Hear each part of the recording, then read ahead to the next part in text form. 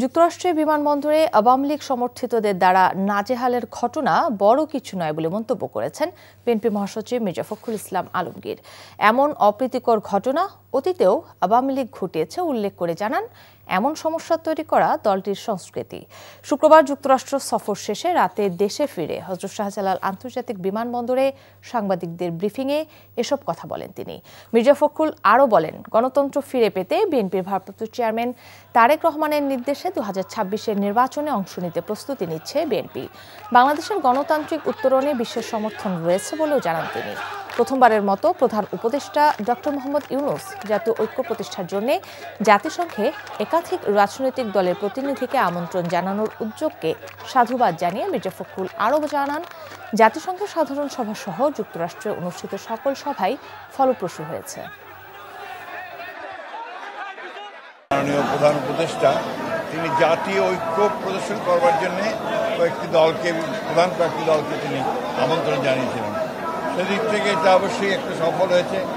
ওখানে জাতিসংঘের ওই প্রধান অধিবেশন ছাড়া পাশাপাশি যে সভাগুলো হয়েছে, বিশেষ করে আপনার যারা বিদেশে বাস করছেন, প্রবাসী আছেন, তাদের সমস্ত বিষয়গুলোই আমি মনে করি যে বাংলাদেশের জন্য অত্যন্ত ভালো হয়েছে, এজ এ হোল গণতন্ত্রের জন্য ভালো হয়েছে। আপনার উপস্থিতিতে সেখানে একটু অপ্রীতিকর ঘটনা ঘটেছে, ব্যাপার না, আমরা একটু খুব বড় মনে করি না। এটা বাংলাদেশে অতীতেও ঘটেছে এবং এটা হচ্ছে আওয়ামী লীগের একটা কালচার। প্রাথমিক পর্যায়ে 200 আসনে প্রার্থী চূড়ান্ত করতে চায় বিএনপি। মনোনয়নে গুরুত্ব দেয়া হবে ত্যাগী, বলিষ্ঠ ও তৃণমূলের গ্রহণযোগ্যতাকে। যেসব এলাকায় একাধিক প্রার্থী নেই, এমন প্রার্থীদের শিগগিরই গ্রিন সিগন্যাল দেওয়ার কথা জানিয়েছে দলটির নীতি নির্ধারকরা। তবে প্রার্থী বাছাই আগের ধারা অব্যাহত থাকলে ভোটের লড়াইয়ে বিএনপির সাফল্যের সম্ভাবনা দেখছেন না রাজনৈতিক বিশ্লেষকরা। ওবায়দুল্লাহ মামুনের রিপোর্টে বিস্তারিত। সবকিছু ঠিকঠাক থাকলে ফেব্রুয়ারির প্রথমার্ধে ত্রয়োদশ জাতীয় সংসদ নির্বাচন। রাজনীতির মাঠে তাই বইতে শুরু করেছে উত্তাপ। দলীয় মনোনয়ন পেতে দৌড়ঝাঁপে ব্যস্ত বিএনপির মনোনয়ন প্রত্যাশীরা। চলতি মাসেই প্রার্থী বাছাইয়ের কাজ শুরু করতে চায় দলটি। চূড়ান্ত প্রার্থী নির্বাচন করা হবে তফসিল ঘোষণার পর। অতীতের আন্দোলন সংগ্রাম আর দলে ত্যাগের ইতিহাস বিবেচনায় নিয়ে প্রার্থী বাছাইয়ের আভাস দলটির হাইকমান্ডের।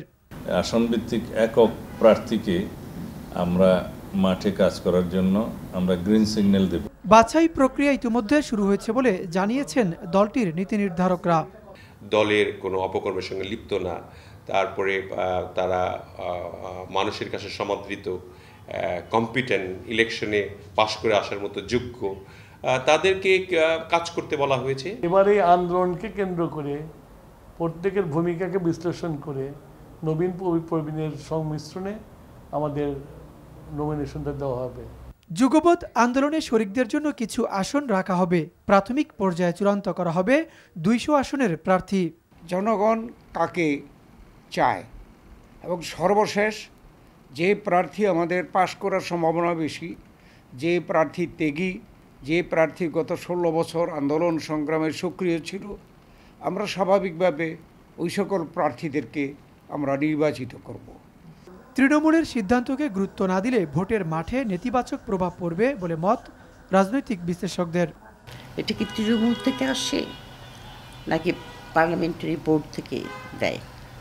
এটা বদলাতে হবে। এটা না বদলালে কারা সত্যি সত্যি পপুলার স্থানীয় পর্যায়ে, কারা বেশি গ্রহণযোগ্য, সেই জাতীয় ক্যান্ডিডেট উঠে আসে না। যোগ্য প্রার্থী বাছাইয়ে ব্যর্থ হলে বিএনপিতে অভ্যন্তরীণ কোন্দল বাড়ার আশঙ্কাও অনেকের।